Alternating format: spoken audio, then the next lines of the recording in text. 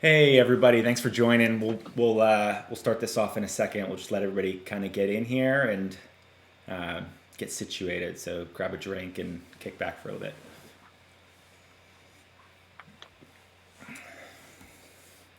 Awesome. So today we're joined by Matt Gruber. He's a sought after wedding photographer in the Philadelphia area. Loved and respected by everybody that checks out his work and gets to know him. So Matt, thank you for joining us. We're here to just chat a little bit about um, your flow of using second shooters, just kind of your entire approach to that. So tell us a little bit about yourself, how many weddings you shoot a year, and how you got started in the industry and that kind of thing. Yeah, so I've been shooting weddings for I guess 14 years now, which seems like forever and not a Yeah. long time at the same time.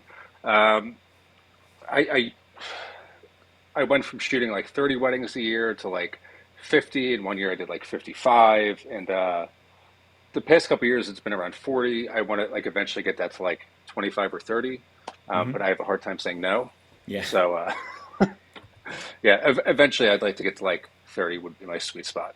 Yeah. Shoot enough where you're out of the house and having fun, but you're not completely trained. Yeah. Yeah.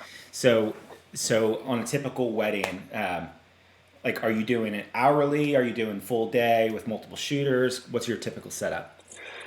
Yeah, I've always done all day coverage. It Hmm. just it works for me. I don't want to have to kind of like overwhelm people with, okay, I'm going to show up at this time, and which means I'm going to leave at this time and stuff like that.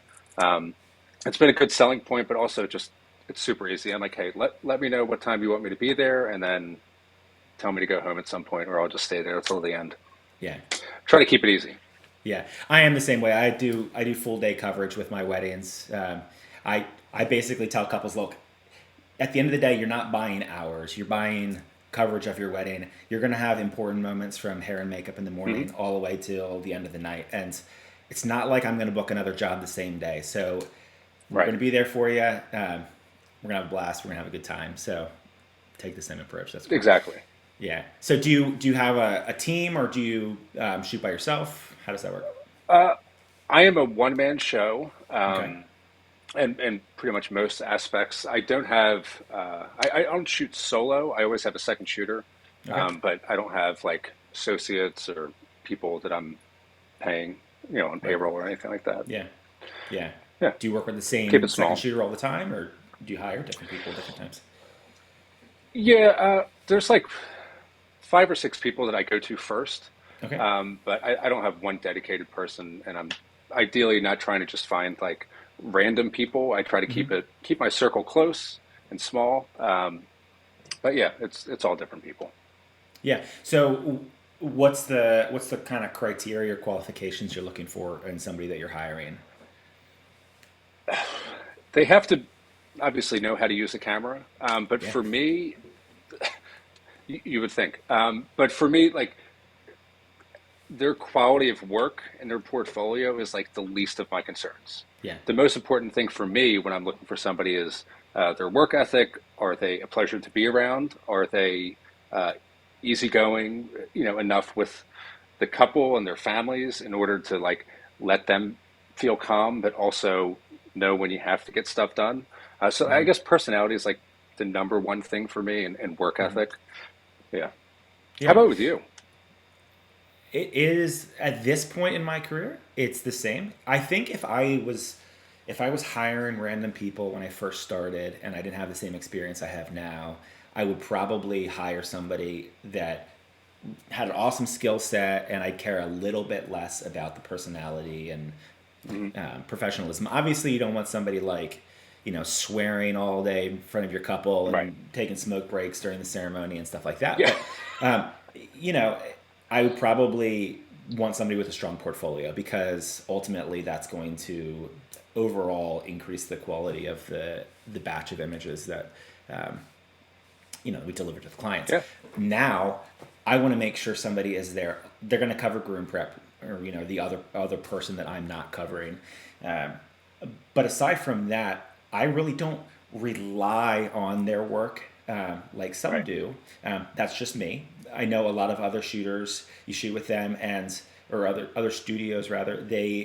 they're like, okay, it's a total collaboration. We're basically two lead shooters. We're going to work off of each other. And that's kind of a different philosophy. And there's nothing wrong with that. It's just not necessarily the way that I do it. There are weddings where I have single coverage and it's just me. And there are weddings where I have two shooters, three shooters sometimes Hmm. if it's a massive wedding. And so it really all depends. But look, I want to be able to trust the shooter that I hire to get the shots that I need them to get. So if they're doing groom prep, like I need them to be able to knock it out of the park, because I don't want to have to go back through and be like, hey, I'm gonna shoot your groom portraits again, just to be safe. Like you don't want to Right. have that because that that doesn't communicate confidence to the No. couple in any way. And there are also times where like I might go out at the end of the night or toward the end of the night and scout out some night shot locations, and I want to make sure the second shooter is able to handle if something happens on the dance floor, if there's some crazy Exactly. moment, or the coordinator all of a sudden decides, okay, it's cake cutting time, we're going to nail this. Now I need to make sure that that second shooter can handle it. Yep. So that's kind of my approach to it. Um, did you do any second shooting when you first started shooting? No, actually, I probably went close to like 8 to 10 years before I even second shot at all. No, no, I lied. My very first wedding, I second shot, but after that, I went probably like 8 to 10 years before I second shot. Um, so I didn't really get that experience of Yeah. working with different people and seeing how different people did things. So it's been a interesting experience as I meet new second shooters and see the things that they do and kind of pick up tips and tricks from them, which is Yeah. fascinating. Yeah. Now, before we went live here, you and I were talking a little bit about just the past 3 weekends. I had picked up three jobs on Shoot With Me, and all three different photographers. And it's so interesting to see how different people work. And you do pick up on little tricks and things that they say to the Hmm. couple that helps them be more comfortable, or Yep. just different perspectives. And it's like at no point does a photographer arrive where they're like, okay, I have it all figured out Hmm. and my way is the best way. It's like you can learn from somebody that's on their first year of shooting. You might not learn anything technical, but you might learn some just like, connection things, or you might learn some, how they approach certain things or how they communicate, which is all very helpful. Um, Hmm. no, that's Absolutely. awesome. Yeah. So leading up to a wedding, how do you communicate with your second shooters? What kind of expectations do you set with them, or do you kind of just say, "Hey, show up here and do your thing"? Uh, it all depends. If it's somebody that I've worked with before and they kind of know how I work and I know how they work, I'll give them the important info. And then when we meet up before the wedding, kind of go over the game plan a little bit more. If it's somebody that I've never worked with before, I try to give them as much information as possible without being overwhelming. I'm a pretty easygoing person to work with. Like Yeah. I just want you to show up, do your work. If there's anything important, I'll let you know. Hmm. But I would imagine that you're like professional enough and comfortable enough to understand this is what needs to get done, and we'll take it from there. Yeah. Do you use your second shooter kind of as a hybrid assistant, or do you bring assistants along as well? No, I'm very what's the word? I'm not lazy, so I carry all of my stuff. I do. Yeah.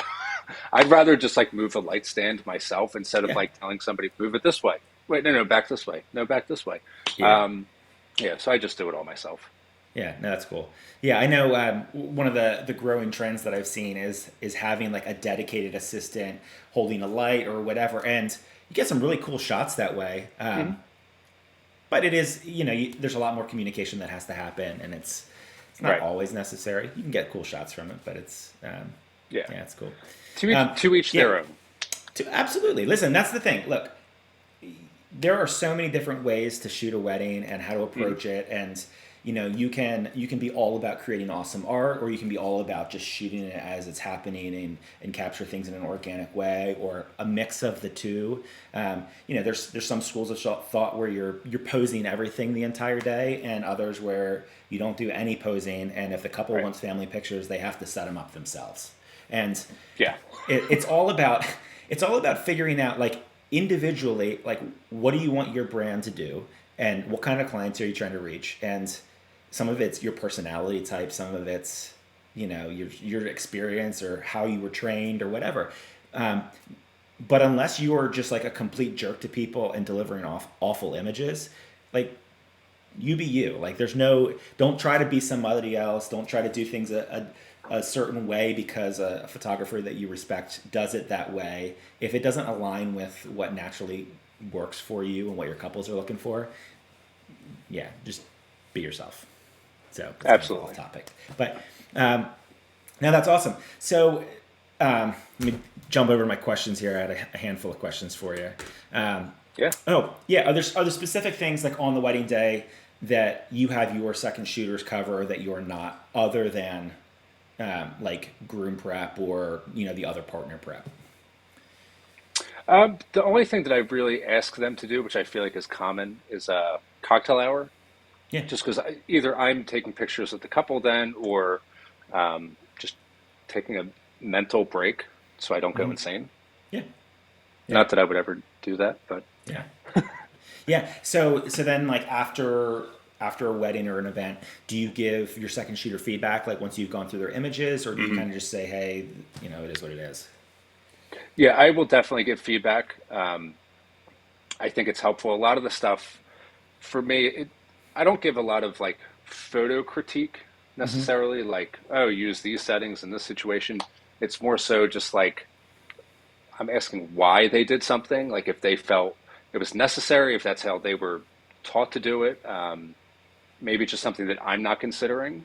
But yeah, if something is like bad or they messed up, I will definitely let them know in a very Do you have an kind example? and Like, polite way. yeah, yeah, of course. Do you have an Yeah. example of something where you might question somebody about? Yeah. This is something that's more of like a shooting feedback, but I have a very good friend of mine who shoots with me a lot, and he is awesome and he's wonderful. And if he's watching this, I love you. But he has a tendency to cut off people's heads like all the time when it Yeah, comes to like, groom and each groomsman and stuff like that. And I'm like, bro, like you can't. right. The head is the most important part of the photo. Like you need their face in Head there. and Yeah. hands. Yeah, Right. Right. yeah, But yeah, like if it's certain camera settings. I will ask them about that. I'm like, hey, like, why do you know that you can shoot above like ISO 2500? Like, it's right. okay. Yeah, It's going to be fine. Yeah. yeah. And Unless you some have like a people say that D80 they, from right, right. 2004 or whatever. Yeah. Yeah, Yeah. And don't, there's people that I know, there's studios out there that they tell their shooters, like, unless you absolutely have to, do not go above ISO 1000, which to me is wild, but like, yeah, that's their thing. So right, I just have to let them know, hey, if you're working for me, like, I don't care what your settings are as long as you get the image. right. Yeah, yeah. I had a conversation with a second shooter that I'm working with tomorrow. I was talking to her this morning, and it's the first time I'm working with her, so we were just kind of going over some things, and she was asking like if I want images with noise in them, like if intentionally shooting high ISO or Mhm. what. I said, look, shoot it as low as you need to in order to get a properly exposed shot. Like I'm not looking to deliver images that have super grainy styles or whatever. Mhm. That's not what I'm looking for. But other people are. So it's like as a second shooter, knowing that about this photographer you're Right. working with is important, and it's great to have those conversations. Um, Rather than waiting until after the event and being like, "Why did Yeah. you do this?" or whatever. So Right. it's always easier to have that conversation ahead of time. And that's Mhm. awesome. What kind of advice would you give somebody that is kind of just new to the whole photography thing? They're a good photographer, but they are not necessarily experienced in weddings. What can they do to be an awesome second shooter for you? I guess just be willing to work hard. Be willing to work hard. Um, Listen, accept critique when it's warranted, um, and just really wanting to learn. And just kind of like following and stuff like that. Yeah. Do you think that somebody that's just starting out might be more focused on getting portfolio shots for themselves over doing what's Yeah. best for you? Like how Yeah, that's like probably how do you true. communicate? Like if I had never shot a wedding before, but you knew I was a decent photographer and I was coming along to second shoot or even third shoot maybe, what kind of advice would you give me specifically that um, I don't know would make sure that my goals for the day were in alignment with yours? Yeah, I guess I would just tell you to focus on specific things, that I'm Yeah. looking that are important for me that I think that you could capture, instead of trying to guess what might be important. You know, Yeah. I'd probably give you dedicated things to Yeah. work Like, on. hey, stand here, shoot the first look this way, Hmm. try to get reactions and whatever else. Yeah. Kind of Yeah, like a, for sure. as much as we hate working off of lists, kind of make it kind of formulaic Yeah. for them. That's cool. Right, because there, Is there are times where I've worked with second shooters, and it's my fault, and I realized after the fact that I didn't give them enough direction and right. just assumed like because everybody else that I've worked with shoots this way that they're going to do that, and when I go back and look through the images, I'm like, oh no, like why did you stand there? But it's my fault because I didn't properly convey, Right. hey, this is what I'm looking for in this situation. Right. Are there any like cardinal sins that somebody would commit on a wedding day? They would be like, I'm never working with this person again. Yes, yeah. Like what? I I have a potty mouth, but like Okay. there's a time and a place for it. Like Yeah. in the middle of a wedding, probably not the best place for it, especially when you're dealing with so many different families and Sure. people and age ranges and stuff like that. Like you have to be professional. You can have a good time, but Hmm. uh, somebody that's going to like cause a scene, not for me. Um, and then showing up late, skipping out, like if I can't find you, things like that, like Right. I don't want to deal with it. I don't want to work. Or I do not or want to work with you again. or this texting on their phone all day long. Yeah, Yeah. yeah, Yeah. So it's yeah. probably less on the shooting stuff. It's more on the professionalism Hmm. and how they're acting during the day. Yeah, Yeah. yeah. As long as I I'm the same have way. the images afterwards, um, yeah, that's what's important. But like, I cannot deal with like the texting in the middle of the church in front of the parents in the middle of the ceremony. Like, no, Yeah. you can't do that. Yeah. So if you could go back and restart your career, would you do more second shooting earlier on, or would you? Hmm. Okay. Yeah. Absolutely. Yeah. Yeah. I really do regret like not going that route. Because there's so much stuff that I would have learned a long time ago that I Yeah. didn't learn, until like halfway through my career where I was like, oh my God, you can take a picture of time.gov and sync up the cameras. And I had no idea. Yeah. Yeah. Yeah. Even stuff like that. Like, Yeah.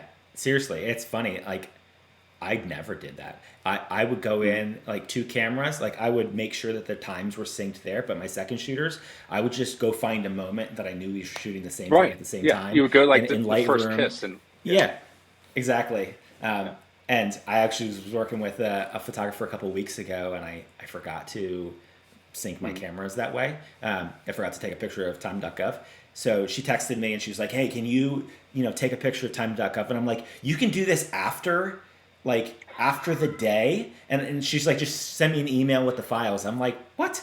So I've been doing this 15 years and I still figure things out. right. People are like, "Dude, you're an Exactly. idiot. Like, what's wrong with you?" Yeah.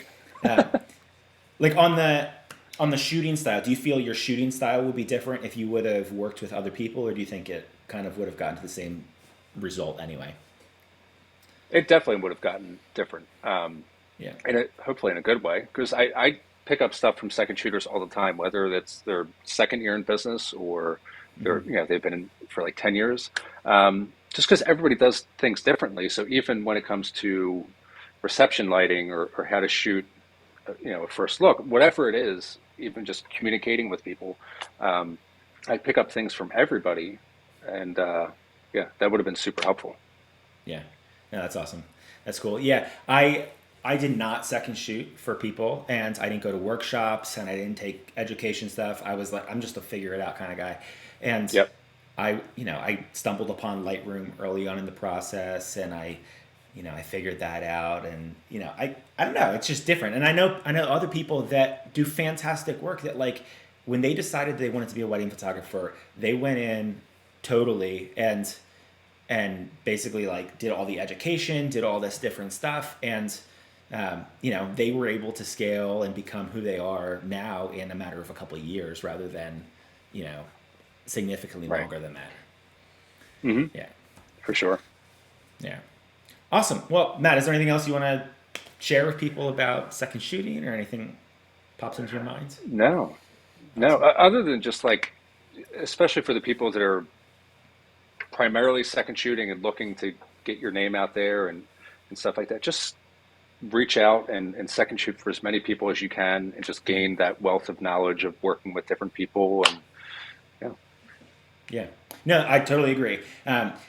For people that are just getting started, if you don't feel like you're confident in your shooting skills, start by assisting, hmm, because there are a lot of photographers that do hire assistants. Although Matt and I don't on a regular basis, there are a ton that do. And by assisting, you might work with somebody that will let you shoot from time to time. And it's a way for you to grow in understanding what a wedding day's expectations are. But you're also learning from people that are doing it, and there's not super pressure moments there where they're relying on you for things. So it's a really hmm. easy entryway to get into it. Obviously, create a profile and shoot with me, set your availability, go through that process, because people that are searching for assistance in your area, they'll be able to find you that way. When you get to the point where you're ready to start second shooting, do the same thing. I've booked all of my second shooting jobs through Shoot With Me this year, and it's been easy.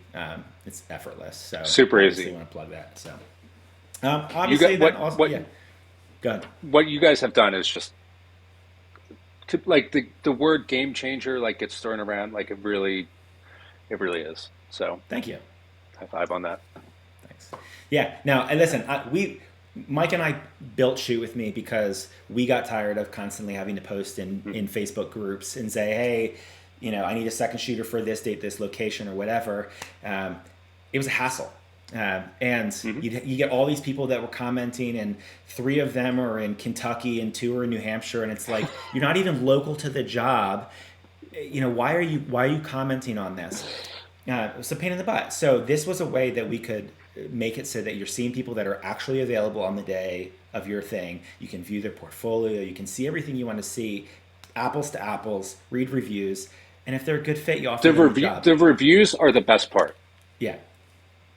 Thank you. Yeah. hands down, Yeah. because it So holds people accountable. it holds people accountable, absolutely. And then, listen, we still have things we're going to bring to the platform to make it better. Lots of updates coming in the future. But as it is right now, I'm speaking as a photographer, not as the founder of the company. It has completely changed how I find help for jobs, and how I get hired. Real talk, my second shooter had to bail a couple days ago for tomorrow's wedding. Um, anyway, I had to jump on Shoot With Me. I had somebody booked in 59 minutes. I quickly created the job, set my queue, hit finalize queue, got back to work. I was working outside, and in 59 minutes, I had somebody booked. Didn't sweat it. Before this, I would have Right. jumped on Facebook. I would have jumped in all the groups, freaking out because it's a wedding Hmm. that's a couple hours away from me. I don't have connections there, and it was effortless. So that is an absolute resource Yeah. people should take advantage of. Don't pay a dime until you actually get value from it. So, and studios don't pay anything ever to use it. So there's no good reason not to.